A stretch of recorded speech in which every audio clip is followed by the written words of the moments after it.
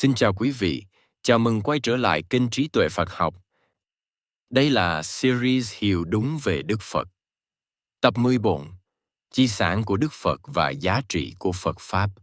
Hôm nay trong tập trước, chúng ta đã cùng nhìn lại 45 năm.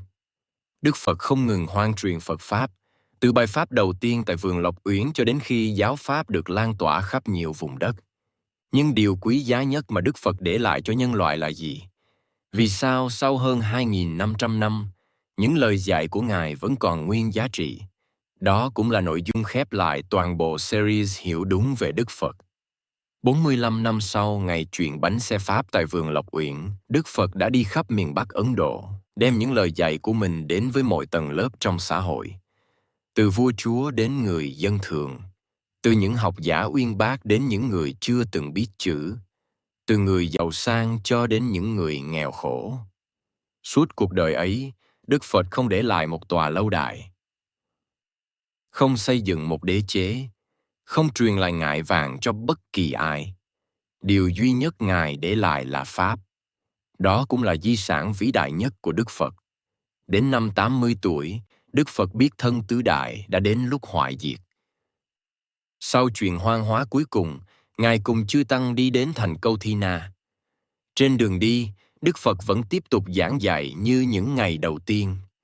Ngài không ngừng nghỉ chỉ vì tuổi già, thân thể có thể suy yếu. Nhưng lòng từ bi thì chưa bao giờ vơi cạn. Tại nhà người thợ rèn Thuân Đà, Đức Phật thọ nhận bữa ăn cuối cùng. Sau bữa ăn ấy, sức khỏe của Ngài suy giảm nhanh chóng. Dù vậy, Đức Phật vẫn tiếp tục lên đường đến rừng Sa La của dòng họ Ma La. Tại đây, giữa hai cây Sa La đang trờ hoa trái mùa, Đức Phật nằm nghiêng bên phải trong tư thế gọi là sư tử nằm. Đó là những giờ phút cuối cùng của một cuộc đời đã dành trọn cho việc chỉ đường giải thoát. Tin Đức Phật sắp nhập Niết Bàn nhanh chóng lan truyền. Nhiều người từ khắp nơi tìm đến để được gặp Ngài lần cuối. Có người đến để đảnh lễ, có người đến để lắng nghe lời dạy sau cùng, có người chỉ mong được nhìn thấy Đức Phật thêm một lần nữa. Trong những giờ phút cuối đời, Đức Phật không nói về phép màu, không nói về quyền năng, không hứa hẹn sẽ cứu rỗi bất kỳ ai. Điều Ngài nhắc lại vẫn là con đường thực hành. Theo kinh điển, lời dạy cuối cùng của Đức Phật là: tất cả các pháp hữu vi đều vô thượng. Hãy tinh tấn cho buông lung. Đó là một lời nhắc ngắn gọn nhưng bao hàm toàn bộ tinh thần của Phật Pháp. Mọi sự vật do duyên hợp đều sẽ đổi thay, không có điều gì tồn tại mãi mãi. Ngay cả thân của Đức Phật cũng phải chịu quy luật ấy. Vì vậy, điều quan trọng nhất không phải là tiếc nuối, cũng không phải cầu xin một phép màu, mà là nỗ lực tu tập khi vẫn còn cơ hội. Sau đó, Đức Phật an nhiên nhập Niết Bàn, không phải biến mất, không phải đi đến một thế giới nào để cai quản con người. Theo Phật Pháp, Niết Bàn là sự chấm dứt hoàn toàn tham, sân, si và mỗi nguyên nhân đưa đến luân hồi. Đó là trạng thái giải thoát tuyệt đối. Sau khi Đức Phật nhập Niết Bàn, nhiều người lo lắng rằng giáo Pháp sẽ dần biến mất. Nhưng điều ấy đã không xảy ra, bởi từ rất sớm Đức Phật đã nhiều lần khẳng định: sau khi Ngài ra đi, Pháp và luật sẽ là người thầy của tất cả. Ngài không chỉ định một người kế vị, không trao quyền lãnh đạo tuyệt đối cho bất kỳ đệ tử nào. Điều ấy rất khác với nhiều truyền thống khác trong lịch sử. Đức Phật không muốn con người phụ thuộc vào một cá nhân. Ngài muốn mọi người nương tựa nơi chân lý.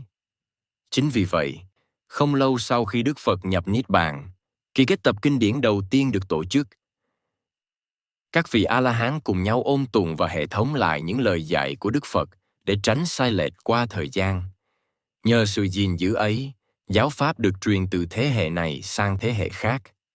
Từ Ấn Độ, Phật Pháp dần lan rộng sang Tích Lan, Miến Điện, Thái Lan, Trung Hoa, Việt Nam, Nhật Bản, Hàn Quốc, Tây Tạng và nhiều quốc gia khác.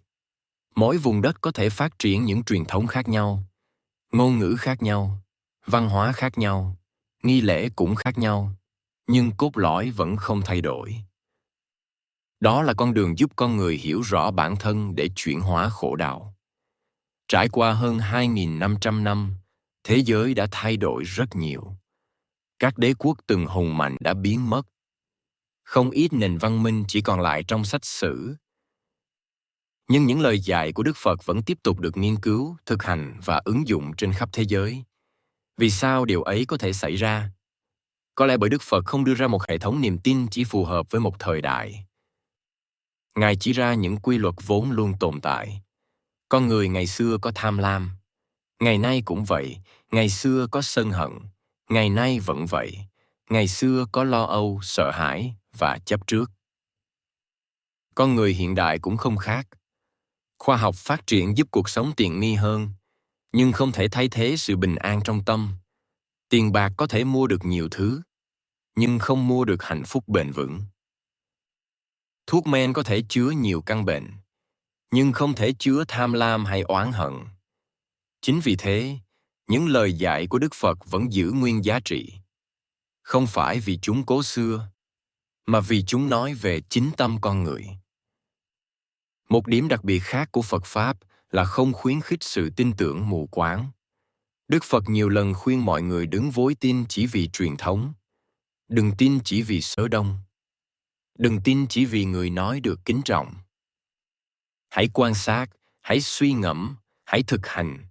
Nếu thấy điều ấy giúp giảm bớt tham lam, sân hận và si mê, nếu giúp cuộc sống trở nên an lạc hơn, thì hãy tiếp tục đi trên con đường ấy.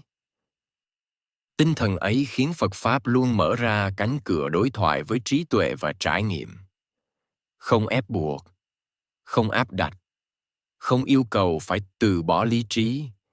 Có lẽ, di sản lớn nhất mà Đức Phật để lại không phải là hàng ngàn ngôi chùa, không phải những pho tượng được tôn kính, cũng không phải những bộ kinh đồ sộ. Tất cả những điều ấy đều có giá trị, nhưng nếu chỉ dừng ở hình thức thì vẫn chưa chạm đến tinh thần cốt lõi. Di sản lớn nhất chính là con đường. Một con đường để mọi con người tự nhìn lại chính mình, tự nhận ra nguyên nhân của khổ đau, tự chuyển hóa những bất thiện trong tâm, và từng bước xây dựng một đời sống có trí tuệ, có từ bi và có chánh niệm. Đức Phật chưa từng nói rằng Ngài có thể thay đổi cuộc đời của bất kỳ ai. Ngài chỉ là người chỉ đường. Đi hay không là lựa chọn của mọi người. Đó cũng là lý do Đức Phật từng ví mình như một vị lương y. Ngài chỉ ra căn bệnh, giới thiệu phương thuốc, còn uống thuốc hay không, không ai có thể làm thầy. Hơn 2.500 năm đã trôi qua, Đức Phật không còn hiện diện bằng thân tượng, nhưng con đường mà Ngài tìm ra vẫn ở đó. Lặng lẽ, không ép buộc, không phân biệt bất kỳ ai, cho những người thật sự muốn hiểu mình, muốn chuyển hóa khổ đau và muốn sống một cuộc đời tỉnh thức bước đi. Có lẽ đó mới chính là ý nghĩa sâu xa nhất của việc học về Đức Phật. Không phải để biết thêm một nhân vật lịch sử, cũng không phải để tích lũy kiến thức, mà để hiểu rằng điều quý giá nhất Đức Phật để lại cho nhân loại không phải là một niềm tin, mà là một con đường. Và con đường ấy, sau hơn 25 thế kỷ, vẫn luôn rộng mở cho bất kỳ ai muốn bước đi. Xin cảm ơn quý vị đã đồng hành cùng kênh Trí Tuệ Phật Học. Xin chúc quý vị luôn mạnh khỏe, an nhiên giữa đời thường. Hãy nhấn like và subscribe kênh để không bỏ lỡ những nội dung hữu ích tiếp theo nhé.